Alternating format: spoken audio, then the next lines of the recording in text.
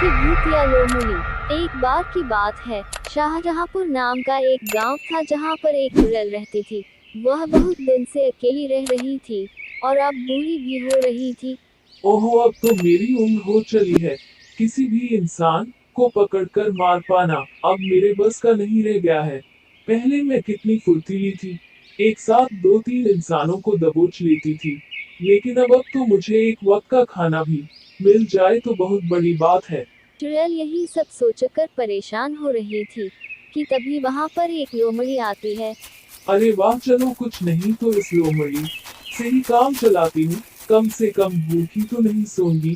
चुड़ैल लोमड़ी को पकड़ लेती है और लोमड़ी भागने की कोशिश करने लगती है, लेकिन चुड़ैल उसे पकड़कर जोर जोर से हंसने लगती है। अरे कहाँ भाग रही हो? लोमड़ी रानी, अभी तो आई हो तुम्हें चाक तो लू आओ। अब बाकी की हुआ हुआ मेरे पेट में जाकर करना। चुड़ैल लोमड़ी को खाने ही जा रही थी कि तभी उसके दिमाग में ख्याल आता है। अपना शैतानी ख्याल सोचकर चुड़ैल जोर जोर से हंसने लगती है। अरे वाह, क्या बात है! यह विचार मुझे पहले क्यों नहीं आया? लोमड़ी रानी, तुम्हारी किस्मत तो बहुत अच्छी है। आज तक ऐसा कभी नहीं हुआ कि कोई शिकार मेरे मुंह तक आए और बचकर निकल जाए। लेकिन तुम खास हो, मैं तुम्हें नहीं खाऊंगी, बल्कि तुम्हें तो मैं अपने साथ रखूंगी।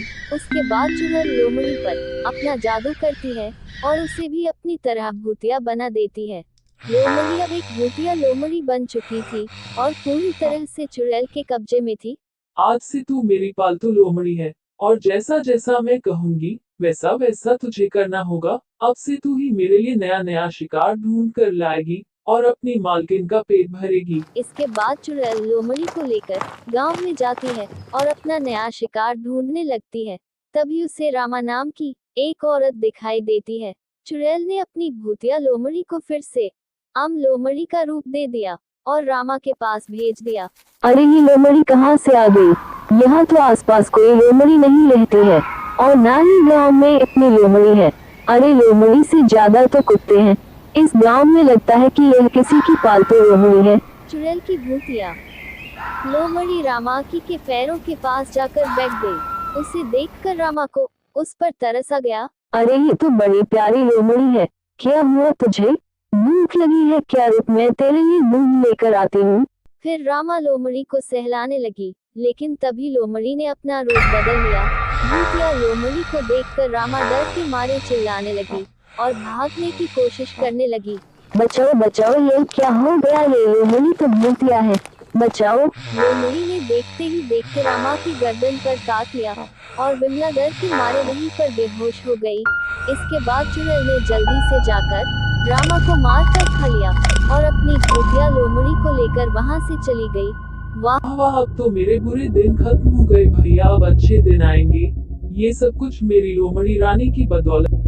सारे गांव में हल्ला हो गया और किसी को भी समझ में नहीं आ रहा था कि रामा की जान आखिर कैसे गई। ऐसा कई दिनों तक चलता रहा, जब चुड़ैल अपनी भूतिया लोमड़ी की मदद से लोगों को मार कर खा रही थी और किसी को भी कुछ समझ नहीं आ रहा था। एक दिन चुड़ैल पेड़ पर आराम से बैठी थी। अब तो जिंदगी बहुत आराम से कट रही है। जब से ये लोमड़ी रानी मेरी जिंदगी में आई है, तब से तो मेरे दिन ही बदल गए हैं।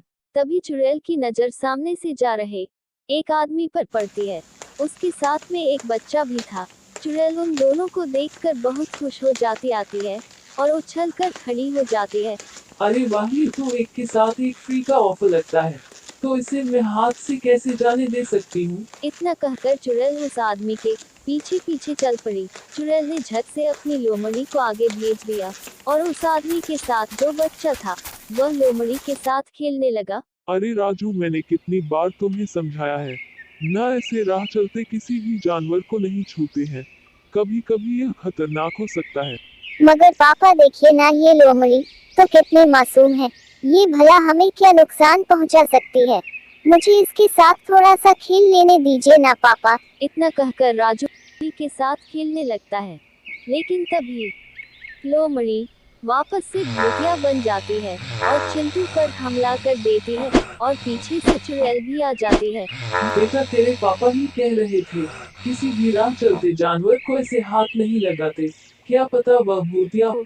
चुड़ैल को देखकर राजू और वह आदमी दोनों ही डर जाते हैं, लेकिन वह आदमी लोमड़ी के साथ लड़ने लगता है। राजू किसी तरह से अपनी जान बचाकर वहां से भागता है और गांव पहुंच जाता है, लेकिन पीछे से चुड़ैल उस आदमी को मार देती है। राजू गांव पहुंचकर सारी बात गांव के सरपंच को बता देता है। सभी गांव वाले ये सुनकर हैरान रह जाते हैं। सभी लोग आपस में बात कर ही रहे थे कि तभी राजू की एक स्कूल की मुनी वहां पर आ जाती है। सब लोग सुनो, वह लोमड़ी मेरी है, वह मेरी लोमड़ी लाली है। मैं उसे कब से ढूंढ रही थी, पर वह मुझे मिल ही नहीं रही थी। जरूर उस चुड़ैल ने मेरी लोमड़ी पर जादू करके उसे भूतिया बनाया होगा। क्या पर हो सकता है वो कोई और लोमड़ी होगी। मुनी, तुम इतने यकीन से कैसे कह सकते कि वह तुम्हारी लोमड़ी है? ठीक है, तो मैं खुद ही जाकर देख लेती हूँ कि वह मेरी लाली है। नहीं नहीं बेटा, इसमें खतरा हो सकता है। अगर वह तुम्हारी लोमड़ी भी है तो भी अभी वह है तो भूतिया ही ना। पहले हमें कोई तरीका निकालना होगा जिससे हम उस लोमड़ी पर हुआ जादू हटा सके और चुड़ैल से भी छुटकारा पा सके। मुझे तो लगता है वह चुड़ैल बूढ़ी हो रही थी और शिकार नहीं कर पा रही थी, इसीलिए उसने एक आम लोमड़ी को चुना और उसे भूतिया बना दिया ताकि कि वो लोगों को मार सके आसानी से और उन्हें खा सके। तो अगर एक बार लोमड़ी का जादू खत्म हो जाएगा तो चुड़ैल तो फिर से कमजोर हो ही जाएगी, फिर हम उसे आसानी से यहाँ से भगा पाएंगे। हाँ, पर यह सब होगा कैसे? ये सब तो बहुत खतरनाक काम लग रहा है। वो मेरी लोमड़ी है, वो मेरी बात जरूर सुनेगी। मेरे पास एक घंटी थी जिसकी आवाज सुनकर मेरी लोमड़ी हमेशा मेरे पास आ जाती थी। मुनि सबको वह तरीका बतला देता है और सब बहुत खुश होते हैं। ठीक है, यही रुको, मैं अभी अपनी घंटी लेकर आई। मुनि दौड़कर जाती है और अपनी घंटी लेकर आती है। फिर राजू और प्रिया पूरे गांव में घंटी बजाते हुए बिल्ली को आवाज लगाने लगते हैं। वह चुड़ैल एक पेड़ पर अपनी लोमड़ी के साथ बैठी हुई थी। तभी उसे घंटी की आवाज सुनाई देती है। वह आवाज सुनकर जाग जाती है। ओह मेरी भूतिया लोमड़ी, कोई तुम्हें बुला रहा है। शायद ये तुम्हारा पुराना मालिक है। अब वह तुम्हें इतना ढूंढ रहा है, तो फिर जाओ, जाकर अपना काम करो। जब तुम्हें वो मिल जाएगा तब मैं उसे खा लूंगी। भूतिया लोमड़ी दौड़कर मुनि की तरफ जाने लगती है। अरे वो रही मेरी लोमड़ी, ये तो सचमुच भूतिया हो गई है। पर मुनि लगातार घंटी बजा रही थी। जैसे ही लोमड़ी मुनि और राजू के पास पहुंचती है, मोहन वहां आ जाता है और गांव वालों के साथ मिलकर वो भूतिया लोमड़ी पर एक जाल फेंक देता है, जिसमें वो फंस जाती है। लाने लगता है, बाहर निकलने की कोशिश करने लगती है। बस थोड़ी देर लाली, बस थोड़ी देर से लो, फिर तुम उस चुड़ैल के चंगुल से आजाद हो जाओगी। मुझे माफ करना जो तुम्हें इस सब से गुजरना पड़ रहा है। जब काफी देर तक भूतिया लोमड़ी वापस नहीं लौटती तो चुड़ैल सोच में पड़ जाती है। अरे यह मेरी लोमड़ी रानी अब तक वापस क्यों नहीं आई? कहाँ गई? अब शायद मुझे ही जाकर ढूंढना पड़ेगा। चुड़ैल ढूंढते ढूंढते उस जगह पर पहुंच जाती है जहां लोमड़ी जाल में फंसी हुई थी, पर उसे आसपास कोई और नहीं दिखता। ये क्या किसकी इतनी हिम्मत जिसने मेरी भूतिया लोमड़ी रानी को कैद किया? मैं उसे छोड़ूंगी नहीं, पर पहले अपनी लोमड़ी रानी को तो आजाद कर दूं। पर चुड़ैल उसे आजाद करती उससे पहले ही वहां पर मोहन और गांव के लोग आ जाते हैं और दोनों चुड़ैल को पकड़ लेते हैं। अरे कौन हो तुम? छोड़ो मुझे, तुम लोगों को मरना है क्या? एक एक को खा जाऊंगी, छोड़ो मुझे। तभी मुनि वहां आते हैं और वह चुड़ैल के ऊपर पेट्रोल फेंकने लगते हैं। ये क्या कर रहे हो तुम दोनों? छोड़ो मुझे, छोड़ो, जाने दो। तुझे ऐसे कैसे जाने दे?